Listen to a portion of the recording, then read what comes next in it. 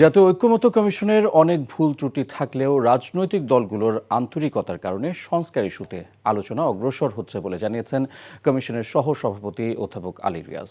রাজনৈতিক দলগুলোর সাথে জাতীয় ঐক্যমত্য কমিশনের সংলাপের তৃতীয় দিনের আলোচনা শুরুতে তিনি কথা জানান। কিছুক্ষণ আগে রাজধানীর ফরেন সার্ভিস একাডেমিতে জাতীয় ঐক্যমত্য কমিশনের সহ সভাপতি অধ্যাপক আলী রিয়াজের নেতৃত্বে এই বৈঠক শুরু হয়। রাষ্ট্রের গুরুত্বপূর্ণ সংস্কার ইস্যুতে কমিশন গত 2 দিন ধরে রাজনৈতিক দলগুলোর সঙ্গে বৈঠক করছে। আগামীকাল শুক্রবার এবং পরদিন শনিবার বাদ দিয়ে রোববার আবারও আলোচনায় বসবে ঐক্যমত্য কমিশন।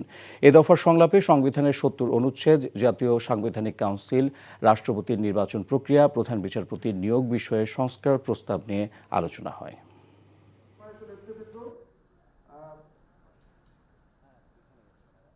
আমাদের অনেক রকম ত্রুটি বিচ্যুতি আছে কমিশনের পক্ষ থেকে, এটা আমি বলতে পারি। সেটা আসন বিন্যাস থেকে শুরু করে বিভিন্নভাবেই আমাদের ত্রুটি বিচ্যুতি পরিস্ফুটিত হয়। আপনারা অন্তত গত কয়েকদিনে আপনারা যে আন্তরিকতা দেখিয়েছেন, আমাদের এই ত্রুটি বিচ্যুতিকে ক্ষমা সুন্দরভাবে দেখেছেন, তার জন্য ধন্যবাদ। এরপরেও আমি বলবো যে আমরা সকলে যদি সময়ের মধ্যে আলোচনা করি, পরস্পরের প্রতি যে শ্রদ্ধাবোধ আমরা দেখাচ্ছি সেটা যেন অব্যাহত রাখতে পারি। গতকালের অমীমাংসিত বিষয় থেকে আমরা আলোচনাটা শুরু করব, সেটা হচ্ছে রাষ্ট্রপতির নির্বাচন প্রক্রিয়া। দর্শক, যেমনটা বলছিলাম, ফরেন সার্ভিস একাডেমিতে রাজনৈতিক দলগুলোর সাথে তৃতীয় দিনের বৈঠক করছে জাতীয় ঐক্যমত্য কমিশন। সেখানে আছেন আমাদের স্পেশাল করেসপন্ডেন্ট হাসান মাহমুদ, সরাসরি যুক্ত হচ্ছেন তিনি। হাসান, বৈঠকে আজ কোন কোন দল অংশ নিয়েছে আর কি বিষয়ে আলোচনা হচ্ছে জানাবেন।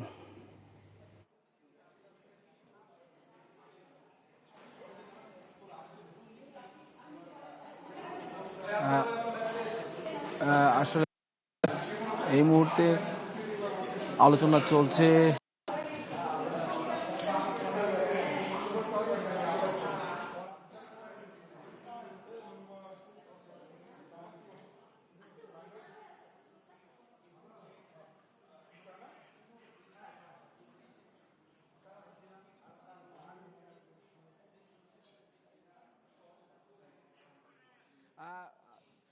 আলী রিয়াজের সহসভাপতি অর্থাৎ জাতীয় ঐকমত্য কমিশনের সহসভাপতি ডক্টর আলী রিয়াজের বলা যায় যে সভাপতিত্বে আলোচনাটি শুরু হয়েছে এবং এটি হচ্ছে চূড়ান্ত ধাপে রাজনৈতিক দলগুলোর সাথে চূড়ান্ত আলোচনা এবং আজকে এটি তৃতীয় দিন এবং এই তৃতীয় দিনে আজকে আলোচনার মূল যে আলোচ্যসূচি সেটির মধ্যে রয়েছে যে নির্বাচন কমিশনের বিষয়ে আলোচনা রয়েছে প্রধানমন্ত্রীর মেয়াদ এবং আলোচনায় আজকে যে গুরুত্বটি রয়েছে সেটি হচ্ছে যে সংবিধান এবং এছাড়াও আরও খুঁটিনাটি বেশ কিছু বিষয়ে যে আলোচনাগুলো গত কাল যে আলোচনা হয়েছিল সেটি হতে পারেনি, সেটি আজকে আসলে আলোচনার প্রতিপাদ্যে রয়েছে এবং আলোচ্যসূচিতে রয়েছে।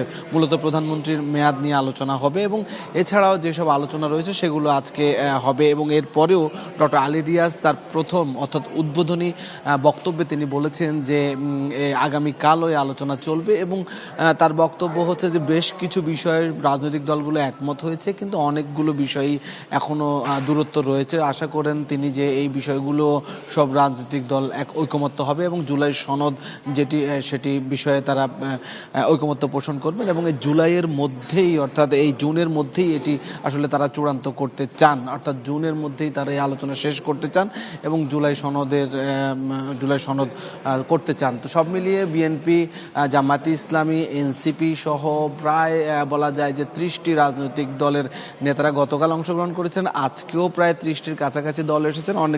অনেক রাজনৈতিক দলের প্রতিনিধিরা এখনও আসেননি, দু একটি, কিন্তু বেশিরভাগ রাজনৈতিক দলের প্রতিনিধিরাই উপস্থিত রয়েছেন। সব মিলে এই আলোচনাগুলো চলবে এবং এটাই হচ্ছে মোটামুটি আজকের প্রতিপাদ্য বিষয়। দর্শক, জানছিলাম ঐকমত্য কমিশনের বৈঠকের খবর। জুলাই ঘোষণা ও সনদ প্রণয়ন ছাড়া নির্বাচনে যাবে না জাতীয় নাগরিক পার্টি এনসিপি। দলটির আহ্বায়ক নাহিদ ইসলামের দাবি, পুরনো বন্দোবস্তের সঙ্গে চলা দল ও গোষ্ঠী তাদের চেপে ধরতে চাইছে। সংস্কার চূড়ান্ত না করে নির্বাচনী রোডম্যাপ ঘোষণায় সরকারের সমালোচনাও করেন তিনি। নিয়ামুল আজিজ সাদিকের রিপোর্ট।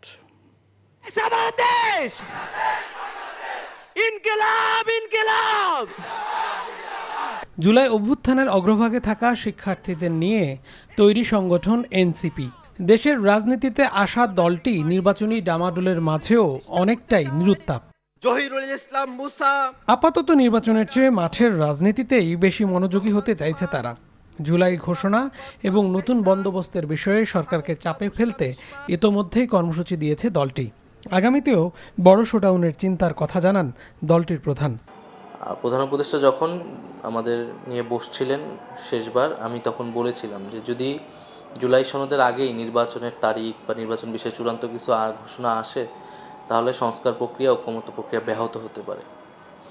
তারপরও সরকার মনে করেছেন যে এটা দেওয়া প্রয়োজন, কিন্তু এটা একটা অনিশ্চয়তা তৈরি করেছেন। এখন সরকারকে উদ্যোগ নিতে হবে সবাইকে আস্থায় নিয়ে জুলাই মাসের মধ্যেই যাতে আবার সেই সব কাজ সনদের সব কাজ সম্পন্ন করা যায়। আর জুলাই ঘোষণাপত্র, সেটা সরকার তো বারবার এটা আমাদের ছাত্রদের সাথে এক ধরনের, আমি বলবো, প্রতারণাই করেছে।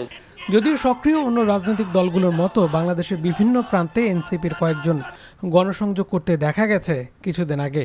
বিভিন্ন অনুষ্ঠানেও সরব উপস্থিতি কেন্দ্রীয় নেতাদের। নাহিদ ইসলাম বলেন, জুলাই অভ্যুত্থান একটি পদ্ধতিগত পরিবর্তনের দাবিত হয়েছিল। এ কারণে পরিবর্তন ও সংস্কার না হলে দল হিসেবে তারা আন্দোলনে নামবেন। এখন সব কিছু যদি মাঠের শক্তির উপরে, পেশি শক্তির উপরে নির্ভর করে করে আমাদের করতে হয়, তাহলে এই দেশ তো বেশি দূর আগাবে না। বারবার আমি মাঠে আমরা আন্দোলন করব, ম্যান পাওয়ার মোবিলাইজ হবে জনগণের, সেই আন্দোলনের প্রেক্ষিতেই এই সরকারের সময় যদি আমাদের আন্দোলনের প্রেক্ষিতে জিনিস দাবি আদায় করতে হয়, এটা আমাদের জন্য দুঃখজনক হবে। এবং দেশের মানুষের সাথে যদি একটা প্রতারণার মধ্য দিয়ে নির্বাচনের দিকে যাওয়া হয়, আমরা মনে করি না যে দেশের মানুষ আর রাস্তায় নেমে আসবে না। মানে অনেকে তো ভাবছে সবাই ঘরে চলে গিয়েছে, গণঅভ্যুত্থান শেষ, কিন্তু আমরা এটা মনে করি না। আমরা রাস্তায় থাকবো, মানুষকে রাস্তায় আহ্বান জানাবো। এনসিপির বিভিন্ন পর্যায়ের নেতাদের কথোপকথন ফাঁস এবং নানা অভিযোগের বিষয়ে সাংগঠনিক ব্যবস্থা নিলেও এসব কাজ গোয়েন্দা ও মিডিয়ার পরিকল্পিত ষড়যন্ত্র বলে মনে করেন তিনি। Niamul Aziz Sadek, NTV news, Dhaka. ত্রয়োদশ জাতীয় সংসদ নির্বাচন সামনে রেখে আসনের সীমানা পুনর্নির্ধারণের জন্য সভা করছে নির্বাচন কমিশন সচিবালয়। রাজধানীর আগারগাঁওয়ে নির্বাচন কমিশন ভবনে সকালে এ সভা শুরু হয়। প্রধান নির্বাচন কমিশনার এএমএম নাসির উদ্দিনের সভাপতিত্বে এই সভায় উপস্থিত আছেন 4 কমিশনার, নির্বাচন কমিশনের সচিব সহ ঊর্ধ্বতন কর্মকর্তারা। নির্বাচন কমিশনের তথ্য অনুযায়ী 300টি সংসদীয় আসনের মধ্যে এ পর্যন্ত 75টি আসনে সীমানা পুনর্নির্ধারণ চেয়ে 607টি আবেদন জমা পড়েছে। এসব বিষয়ে যাচাই বাছাই করে সিদ্ধান্ত নেবে কমিশন। এছাড়া সভায় রাজনৈতিক দলের প্রার্থীদের আচরণ বিধি নিয়েও আলোচনা করা হবে বলে জানানো হয়েছে নির্বাচন কমিশন থেকে। শত সমালোচনা উপেক্ষা করে মেয়র পদের শপথের দাবিতে ইশরাক হোসেনের কর্মসূচিকে আত্মঘাতী হিসেবে দেখছেন বিশ্লেষকরা। এতে নিজের রাজনৈতিক ক্যারিয়ার হুমকিতে ফেলছেন বলে মত তাদের। স্থানীয় সরকার বিশেষজ্ঞ তোফায়েল আহমেদ মনে করেন, ইশরাকের ইস্যুতে ভুল আছে অন্তর্বর্তী সরকারেরও। নগর বিশেষজ্ঞদের মতে, নগরবাসীর সেবা বিঘ্নিত করে এমন আন্দোলনের যৌক্তিকতা নেই। নাজিবুর রহমান জানাচ্ছেন বিস্তারিত। দীর্ঘ 1 মাস বন্ধ নগর ভবনের সব কার্যক্রম। ঢাকা দক্ষিণ সিটির প্রধান কার্যালয় অবরুদ্ধ করে আন্দোলনে ইশরাকের সমর্থকরা। নির্বাচন কমিশনের গ্যাজেটের মেয়াদ শেষ, এমনকি নির্বাচিত মেয়রের মেয়াদকালও শেষ প্রায় 2 সপ্তাহ পেরিয়ে গেছে। এমন বাস্তবতায় শপথ না নিয়ে মেয়র হিসেবে কর্মকর্তা কর্মচারীদের নিয়ে নিয়মিত সভা করছেন ইশরাক। নিজ তত্ত্বাবধানে সেবা চালুর কথা জানালেও কার্যত বন্ধ সকল সেবা, সেই সাথে উন্নয়ন কার্যক্রমও। এতে চরম অনিশ্চয়তায় নগর সেবা। আপিল নিষ্পত্তি হয়ে যাওয়ার পরেও এখন পর্যন্ত তারা আমাদের যে এই জনগণের যে দাবি, সেটার প্রতি কোনো ধরনের তারা তোয়াক্কা করছে না। চলমান এই আন্দোলনকে ইশরাকের জন্য আত্মঘাতী বলে মত দিয়েছেন স্থানীয় সরকার বিশেষজ্ঞ ডক্টর তোফায়েল আহমেদ। বলেন, শপথ না নিয়ে নগর ভবনের নিয়ন্ত্রণ নিতে পারেন না তিনি। যদি এটা ভ্যালিডে হতো, সেই মেয়াদও শেষ।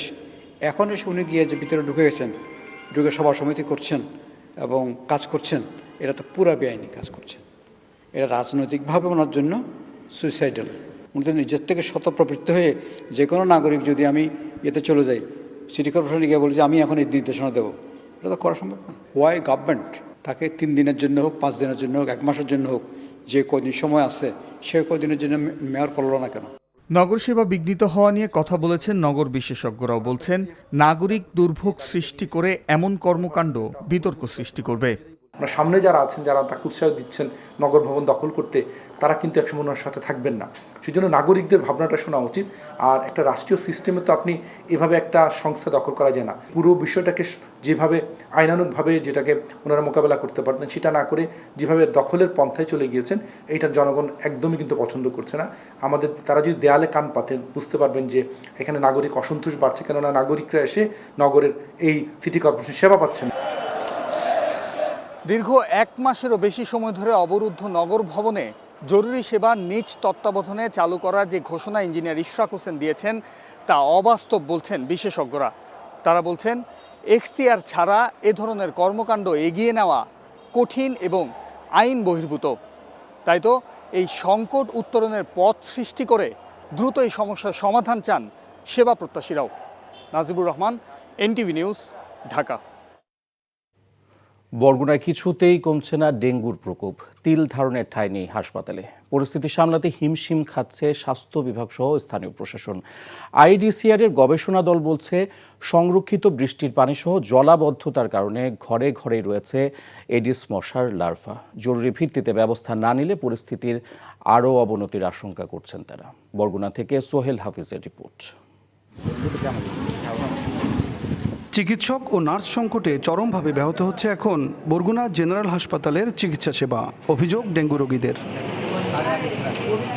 পরিস্থিতি মোকাবেলায় স্বাস্থ্য অধিদপ্তর থেকে 10 জন চিকিৎসক এবং 10 জন নার্স পাঠানো হলেও এখনও অধিকাংশই যোগদান করেনি। আমাকে আরো ডাক্তারের প্রয়োজন আছে। একজন ডাক্তার এতগুলো রোগী কি করে দেখে? ডাক্তারের সংখ্যা কম, তাই রোগীদের অনেক কষ্ট হয়। রোগীর পাশাপাশি হচ্ছে পর্যাপ্ত ভিজিটর আছে এখানে, যার কারণে হচ্ছে আমাদের এখানে নিয়ম শৃঙ্খলা ব্যাহত হচ্ছে। সবচেয়ে বেশি যেটা দরকার সেটা হচ্ছে ম্যান পাওয়ার, মানুষজন দরকার। 2 নম্বর হচ্ছে আমাদের স্যালাইন, প্রচুর পরিমাণে স্যালাইন এবং অন্যান্য ওষুধপত্র দরকার, যাতে আমরা এই চিকিৎসা সেবাটা ঠিকমতো চালাতে পারি। ছুটিকালীন সময় অর্ডারটা হওয়ার কারণে এখনও ওভাবে জয়েন কেউ কেউ করেছেন। ডাক্তারদের ভিতরে 2 জন জয়েন করেছেন, আর নার্স ভিতরে 1 জন জয়েন করেছেন। এদিকে সরেজমিন পরিদর্শন করে রোগতত্ত্ব, রোগ নিয়ন্ত্রণ ও গবেষণা কেন্দ্র আইডিসিআর এর গবেষণা দল বলছে বরগুনার ঘরে ঘরে রয়েছে এডিস মশার লার্ভা। জরুরি ভিত্তিতে ব্যবস্থা নেওয়ার তাগিদ দিয়েছেন তারা। বৃষ্টির পানি বা জমা রাখা পানি, এই পানিগুলোতে কিন্তু লার্ভার একটা বড় বিস্তার আমরা দেখতে পেয়েছি ফিল্ড লেভেলে আর কি, আমরা প্রতিটা ঘরে ঘরেই। সো এই একটা বিষয় যেটা খুবই জরুরি ভিত্তিতে এটা মোকাবিলা করা উচিত, এবং এই জায়গাটা খুবই গুরুত্বপূর্ণ যেটা এই মশার বিস্তারটা এবং সংক্রমণটা কমানোর জন্য। মশক নিধনে পর্যাপ্ত বরাদ্দের পাশাপাশি কার্যকরী পদক্ষেপের দাবি স্থানীয়দের। Sohel Hafiz, NTV news, Barguna. BNP chairperson Begum Khaleda জিয়ার শারীরিক অবস্থা স্থিতিশীল আছে বলে জানিয়েছেন তার ব্যক্তিগত চিকিৎসক ডাক্তার AZM জাহিদ হোসেন। বুধবার সন্ধ্যায় নিয়মিত স্বাস্থ্য পরীক্ষার জন্য এভারকেয়ার হাসপাতালে যান বেগম খালেদা জিয়া। সেখান থেকে রাত 12টার কিছুক্ষণ পর গুলশানের বাসভবন ফিরোজায় পৌঁছান তিনি। পরে সাংবাদিকদের ব্রিফিংকালে ডাক্তার জাহিদ হোসেন জানান খালেদা জিয়া সুস্থ আছেন, তবে তার চিকিৎসায় কিছুটা পরিবর্তন আনায় মেডিকেল বোর্ডের তত্ত্বাবধানে বাসায় থেকেই চিকিৎসা নেবেন তিনি। সুস্থতার জন্য দেশবাসীর কাছে দোয়া চেয়েছেন তিনি। গত 6 মে লন্ডন থেকে 4 মাস পর উন্নত চিকিৎসা শেষে দেশে ফেরার পর এই প্রথম স্বাস্থ্য পরীক্ষার জন্য হাসপাতালে যান 3 বারের এই সাবেক প্রধানমন্ত্রী।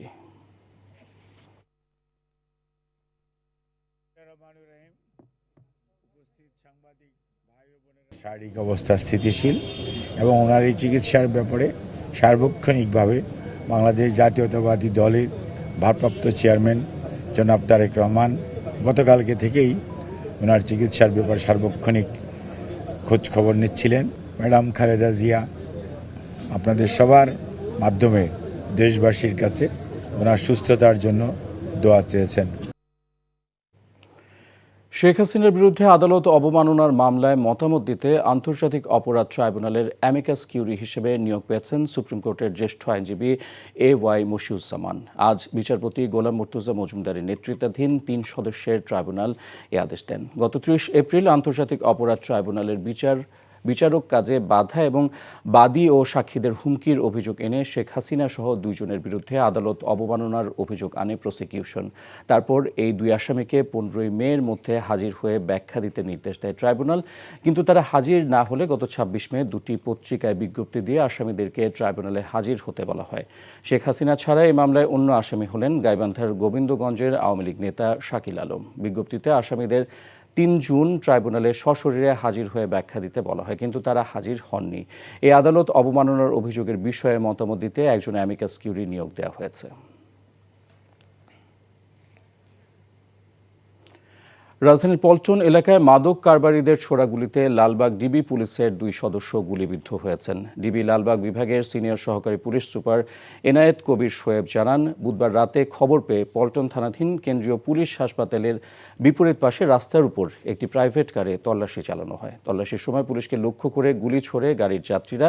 এ সময় তাদের গুলিতে আহত হন ডিবি পুলিশের 2 সদস্য এএসআই আতিক হাসান ও কনস্টেবল সুজন। তাদের ঢাকা মেডিকেল কলেজ হাসপাতালে ভর্তি করা হয়েছে। ওই প্রাইভেট কার থেকে প্রায় 10,000 পিস ইয়াবা উদ্ধারের পাশাপাশি 3 জনকে গ্রেফতার করা হয় বলে জানায় পুলিশ। সাবেক পরিকল্পনা প্রতিমন্ত্রী শামসুল আলমকে গ্রেফতার করেছে ডিবি। রাজধানীর মোহাম্মদপুর থেকে তাকে গ্রেফতার করা হয়। ডিএমপির যুগ্ম কমিশনার নাসিরুল ইসলাম এ তথ্য নিশ্চিত করেছেন। তাকে মিন্টো রোডের ডিবি কার্যালয়ে রাখা হয়েছে। তার বিরুদ্ধে মামলা রয়েছে। আজই তাকে আদালতে তোলা হতে পারে বলে জানা যায়। 2021 সালের জুলাইয়ে টেকনোক্রেট কোটায় পরিকল্পনা মন্ত্রণালয়ের প্রতিমন্ত্রী হন শামসুল আলম। তিনি পরিকল্পনা কমিশনের সাধারণ অর্থনীতি বিভাগের সদস্য ও সিনিয়র সচিব ছিলেন। ফেনী সীমান্ত দিয়ে 11 জনকে পুশিন করল বিএসএফ। বৈরী আবহাওয়ার সুযোগে গতরাতে ছাগলনাইয়া উপজেলার যশপুর বিওপির মটুয়া সীমান্ত দিয়ে হাসিনা নামে এক নারী শিশু সহ 11 জনকে পুশিন করে বিএসএফ। এদের মধ্যে 1 জন পুরুষ, 7 জন নারী ও 3 জন শিশু রয়েছে। জিজ্ঞাসাবাদে আটককৃতরা জানায়, কাজের উদ্দেশ্যে চোরাইভাবে দালালের মাধ্যমে বেনাপোল সীমান্ত দিয়ে ভারতে প্রবেশ করে তারা। তাদের বাড়ি যশোর, নড়াইল ও সাতক্ষীরা জেলায়। ফেনীর 4 বিজিবি অধিনায়ক জানান, আটককৃতদের থানায় হস্তান্তরের কার্যক্রম প্রক্রিয়াধীন রয়েছে। নির্মাণের 5 বছরেও চালু হয়নি গোপালগঞ্জে ট্রমা সেন্টারের কার্যক্রম। নষ্ট হচ্ছে মূল্যবান যন্ত্রপাতি। অনেকে মেশিনারিজ চুরি হয়েছে বলে অভিযোগ পাওয়া গেছে। ট্রমা সেন্টারটি চালু করার চেষ্টা অব্যাহত রয়েছে বলে জানিয়েছে স্বাস্থ্য বিভাগ ও জেলা প্রশাসন। গোপালগঞ্জ থেকে মাহবুব হোসেন সারমাতের পাঠানো রিপোর্ট। প্রয়োজনীয় চিকিৎসক ও লোকবল নেই ট্রমা সেন্টারে। চিকিৎসা দেওয়া হচ্ছে ঠান্ডা জ্বরে আক্রান্ত রোগীদের। এই চিত্র গোপালগঞ্জের কোটি টাকা ব্যয় নির্মিত ট্রমা সেন্টারের। গোপালগঞ্জ সহ আশপাশের জেলায় দুর্ঘটনাজনিত রোগীদের দ্রুত চিকিৎসা সেবা দেওয়ার লক্ষ্যে নির্মাণ করা হয় এই ট্রমা সেন্টারটি। 11 কোটি 96 লাখ টাকা ব্যয় 2018 সালের ডিসেম্বর নির্মাণ কাজ শুরু হয়, আর হস্তান্তর করা হয় 2020 সালের জানুয়ারিতে। চিকিৎসক সহ প্রয়োজনীয় লোকবল নিয়োগের কথা থাকলেও নিয়োগ দেওয়া হয়েছে মাত্র 1 জন সহকারী মেডিকেল অফিসার আর অল্প সংখ্যক কর্মচারী। মেডিকেল যন্ত্রপাতি পরিচালনার জন্য নেই কোনো দক্ষ টেকনিশিয়ান। তাই এখন দুর্ঘটনাজনিত কোনো রোগীর চিকিৎসা দেওয়া হয় না। এছাড়া মূল্যবান মেডিকেল যন্ত্রপাতি নষ্ট হওয়ার পাশাপাশি চুরিও হয়ে যাচ্ছে।